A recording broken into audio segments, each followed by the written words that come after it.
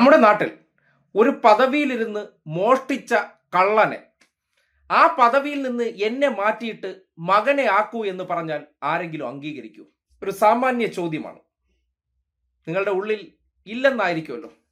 എന്നാൽ ദേ ഈ വാർത്തയൊന്ന് കേട്ടെ. ശബരിമല തന്ത്രി സ്ഥാനത്ത് നിന്ന് ഒഴിവാക്കണമെന്നാവശ്യപ്പെട്ട ദേവസ്വം ബോർഡിന് കത്ത് നൽകി തന്ത്രി കണ്ഠരര രാജീവര പിന്മാറുന്നത് അനാരോഗ്യം കാരണം എന്ന വിശദീകരണം. പകരം തന്ത്രി സ്ഥാനത്തേക്ക് മകൻ ഖണ്ഡരര ബ്രഹ്മദത്തനെ നിയമിക്കണമെന്നും ആവശ്യം. ചിങ്ങമാസ പൂജ മുതൽ ശബരിമലയിലെ പൂജാ ചടങ്ങുകൾ നിർവഹിക്കേണ്ടത് തന്ത്രി കണ്ഠരര രാജീവരാണ്.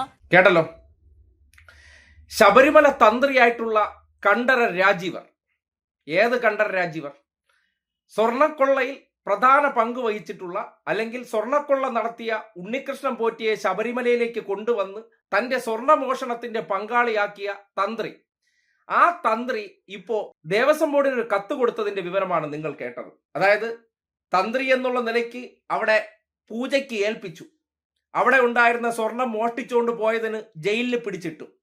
സ്വാഭാവികമായിട്ട് അപ്പൊ തന്നെ ആ സ്വർണ്ണക്കള്ളനെ അവിടെ നിന്ന് ചവിട്ടി പുറത്താക്കേണ്ടതാണ്. പക്ഷെ എന്തുകൊണ്ടോ അത് ചെയ്തില്ല. എന്നിട്ടിപ്പോ ഒരു ഉളുപ്പുമില്ലാതെ ദേവസ്വം ബോർഡിന് കത്ത് കൊടുത്തിരിക്കുകയാണ്. ഞാൻ മോഷ്ടിച്ചതൊക്കെ ഓക്കെ ആയി, ഇനി മോഷ്ടിക്കാൻ എന്റെ മകൻ അവസരം കൊടുക്കണമത്രേ. നമ്മുടെ നാട്ടിൽ മറ്റേതെങ്കിലും ഒരു പദവിയിലോ ഒരു കസേരയിലോ ഇരുന്നതിന് ശേഷം മോഷണം കൈയോടെ പിടിച്ച വ്യക്തിയെ അയാളുടെ മകന് ആ സ്ഥാനത്ത് ഇരിക്കണമെന്ന് പറയാനുള്ള അവസരമുണ്ടാകും. ഇതെന്താണ് ഇവർക്ക് മാത്രം ഇത്തരം ഒരു പ്രിവിലേജ്? നാട് ചർച്ച ചെയ്യണ്ടേ? ഒരാൾ ആ പദവിയിലിരുന്ന് കള്ളം ചെയ്തിട്ടുണ്ടെങ്കിൽ, മോഷ്ടിച്ചിട്ടുണ്ടെങ്കിൽ അയാളോ പരമ്പരയോ കയറാൻ പാടില്ല എന്നുള്ളതാണ് യാഥാർത്ഥ്യം. കഴിഞ്ഞ വേറൊരു തന്ത്രി ഉണ്ടായിരുന്നു, പെണ്ണ് പിടിക്കാൻ പോയ തന്ത്രി. ആ തന്ത്രിയുടെ മകന് ആ പണിക്ക് അവിടെ നിയമനം കിട്ടുകയാണ്. ഇതെന്താണ് ഇവർക്ക് മാത്രം ഈ സമൂഹത്തിന്റെ ഇടയിൽ അങ്ങനെ ഒരു ഓഡിറ്റ് ഇല്ലാതെ പോകുന്നത്? ഇവർ മോഷ്ടിച്ചാലും കട്ടാലും അതെങ്ങനെയാണ് വിശുദ്ധ മോഷണമായി മാറുന്നത്?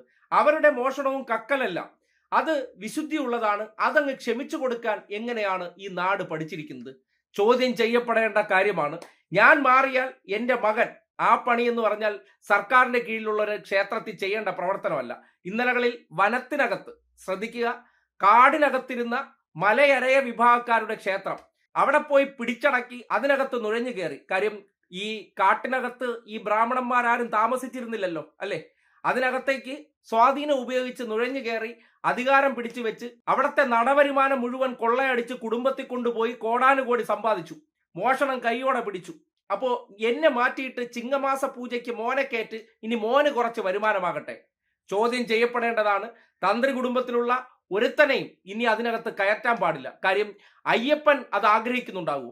തന്റെ സ്വത്തുക്കൾ കട്ടുകൊണ്ടുപോയ ഒരു കാവൽക്കാരന്റെ മകനെ അവിടെ കൊണ്ടുവന്നിരുത്താൻ ഏതെങ്കിലും ഒരു വ്യക്തി ആഗ്രഹിക്കൂ? ഇല്ലല്ലോ. അത് കൃത്യമായി ഈ സമൂഹം മനസ്സിലാക്കേണ്ടതാണ്. അങ്ങനെ മോഷണം നടത്തിയ എന്നെ മാറ്റിയിട്ട് എന്റെ മോനെ ആക്കൂ എന്ന് ഉളുപ്പില്ലാതെ എഴുതി കൊടുക്കുകയും അത് നടപ്പാക്കുകയും ചെയ്യുന്ന സിസ്റ്റം, അത് പൊളിച്ചെഴുതേണ്ട സിസ്റ്റം തന്നെയാണ്.